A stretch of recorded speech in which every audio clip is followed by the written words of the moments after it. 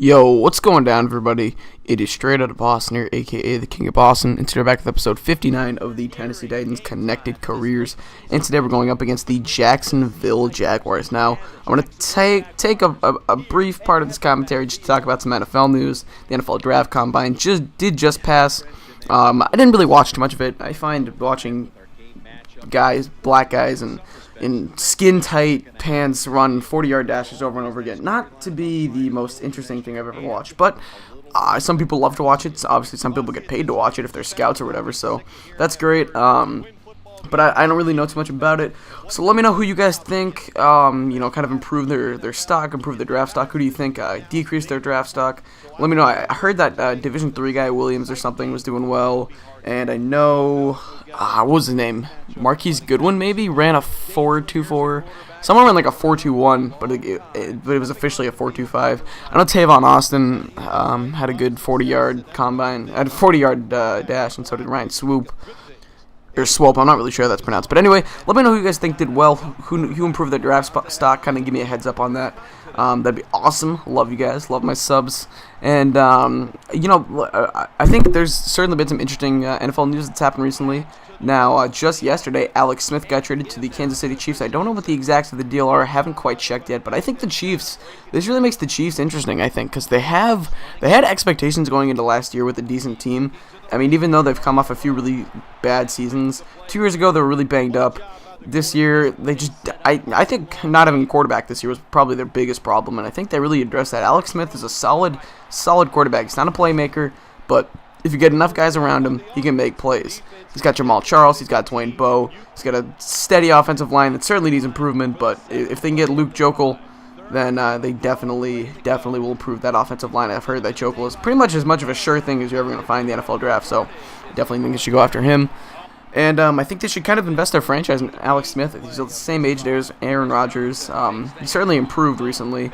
I'll see how he does in a new coaching staff. It seems like part of the reason why Smith really struggled to develop properly when he was younger was because of the fact that he just did not get the proper coaching when Jim Harbaugh finally, Jim or John, I always get them confused. I think it was Jim Harbaugh that's in San Francisco, but it seems like finally when Harbaugh got there, that Smith really turned a corner with some new coaching. And Harbaugh was a great quarterbacks coach at Stanford. He coached Andrew Luck, coached some other good guys, and he was a quarterback himself, I believe, when he played in the NFL. Maybe that was his brother. I don't even know. They always confuse me so much, but either way, Maurice Jones-Drew is going to break a tackle, and watch, he's going to go all the way on this. I think, he's going to beat A.J. Henderson. No, he's going to get tackled in bounds. Okay, never mind.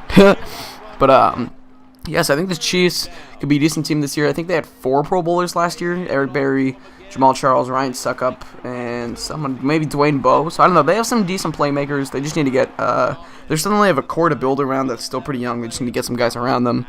And we'll see how they do this year. But either way, as for some other NFL news, I've heard Brandon Lloyd's going to get cut. There's been a lot of big names that have been cut recently. Bart Scott got cut, which is hilarious because I hate Bart Scott, mainly because I'm a Patriots fan, and any Patriot fan hates Bart Scott, no matter who you are. Even if you're from New York, born in New York, and you're just a glimpse of a Patriots fan, as long as you're not a Jets fan, you hate Bart Scott because God, the guy's so annoying. But he's just like Terrell Suggs. I always say Terrell or Terrell. What do you guys say on that? Anyway.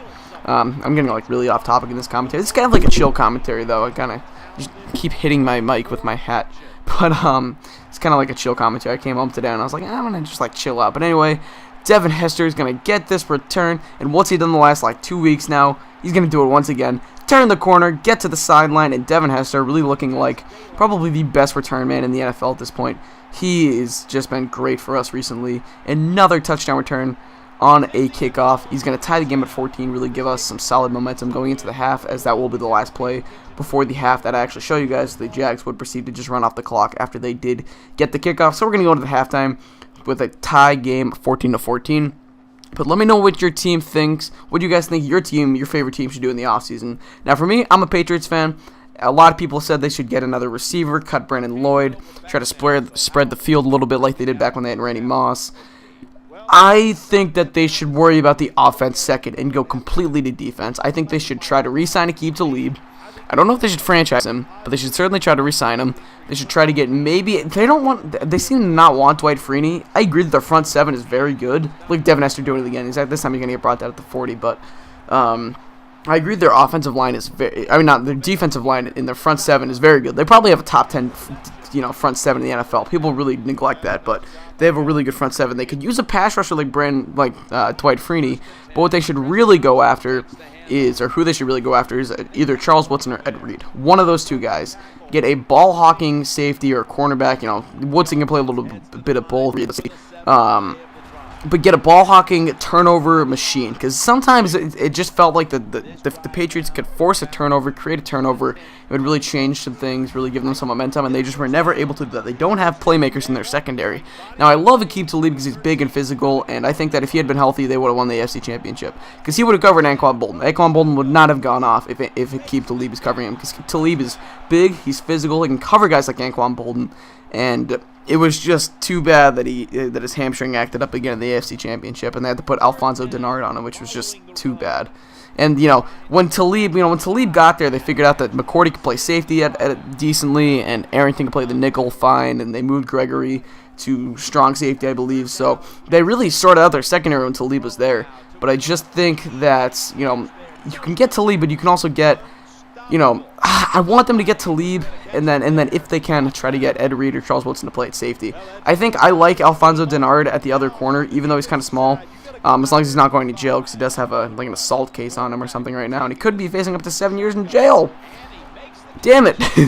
But anyway, so I'd love for them to get Talib back, and then try to get another safety, because Steve Gregory's terrible. But anyway, as for the front seven, I think it's fine. If they could get Dwight Freeney, that'd be great, but I'd rather them address the secondary and then even the offense before they address their front seven. Because their offense, it looks like they're going to part ways with Brandon Lloyd, who did sign a 3-year, $12 million deal last year, and I think that they should try to stretch the field a little bit. I'm probably boring you guys with my Patriots talk, but I think they should try and get a Mike Wallace or a Dwayne Bowe to stretch the field more than Brandon Lloyd was able to, because Brady and Lloyd just never clicked, and Lloyd just really didn't fit into the system. He's spectacular, he's a great player, fit in a lot of other systems, but he just doesn't fit with Brady.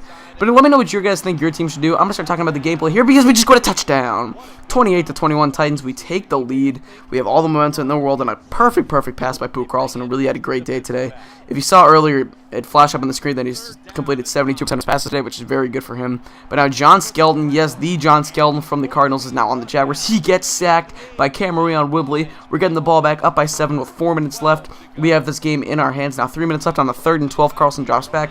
He's going to fire it to Kenny Britt, who's not going to be able to pick up the first down. Jaguars will get another shot. They will get the ball back with about 2 minutes left. As you can see, 1st and 10 on the 19. Skelton drops back. He's going to fire it in there to Laurent Robinson, the former Dallas Cowboy. Breakout player in 2011. Solid year in 2012. Just, didn't really have a quarterback. But once Gabbert was gone, that quarterback position went to shit. But Maurice Jones-Drew gets the catch, breaks 2 tackles, breaks a 3rd, and is finally pushed out of bounds by E.J. Henderson. Jones-Drew really went off on us today. And you see they're going to go no huddle here, try to hurry up the clock and get something going. They find us, we're not really set. Skelton drops back. No one really knows who they're covering. He's going to fire it, dump it off to Maurice Jones-Drew. It's a blown coverage. No one had him. The Jaguars are going to do the same thing once again. Go no huddle, try to catch the Titans off guard, save some time. They don't want to use any of those 3 timeouts yet. So Skelton drops back. Once again, a lot of confusion in the Titans secondary. He finds Robinson, missed tackle, jumps over another defender, and Robinson is going to get into the end zone for the touchdown. And the Jaguars have tied the game up at 28. So now the Titans would get the ball back. Pooh Carlson is going to drop back. He's going to fire it, and it's intercepted. Greg Toller, the linebacker for the Jaguars, intercepted, and I mistakenly tackled him there. I just wanted to let him in at that point. I mean, Pooh Carlson had a great day. Didn't throw an interception outside of that one didn't throw an interception up until then. And his one mistake turned out to be a big one. So now, at this point, I really just want to let the Jaguars get into the end zone, get the ball back with as much time as possible and as many timeouts as possible. Because to me, a field goal touchdown, whatever. I'd rather just get the ball back with plenty of time. And the JD, what am I trying to say? Maurice Jones-Drew is running all over us at this point. You can see 2nd and 2 from the 7. I'm trying to let him in. Go in. He finally gets in. And the Jaguars would take the 35-28 lead. This looks like it could be the 5th straight loss for a devastated Tennessee Titans club. But we're going to try and air it out deep, and of course, we get sacked. So not a good start to the drive for the Titans. Carlson's going to run the no huddle. We don't want to waste that last timeout. We could use it for later. And I just figured I probably should have called it in hindsight, but we'll see what happens. Anyway, on the next play, Carlson is going to drop back, and he's going to fire it in there to Kenny Britt down the sideline, who's going to be able to, I believe, get out of bounds. And now 2nd and 10 on the for 14 seconds left. Carlson drops back, and he's sacked. So now we have to call that timeout. 9 seconds left, 3rd and 20. This game is all but over. On the 3rd and 20, Carlson drops back. He's going to fire long. He's got a man named Washington. Hauls it in. He go all the way. Touchdown, Titans. And the Titans looking like they're going to be able to tie this game up and send it into overtime, but no.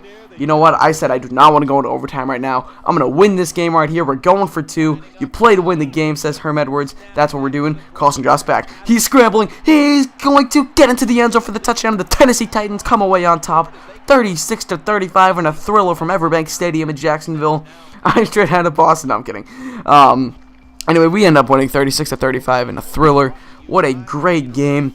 And we're going to end up walking out of here with the win. I don't know what else to say. It was just a great game. Great performance by Carlson. The defense, they played all right. Couple turnovers or turnover at the end. I mean, you know, they put it in a hard position, but it is what it is.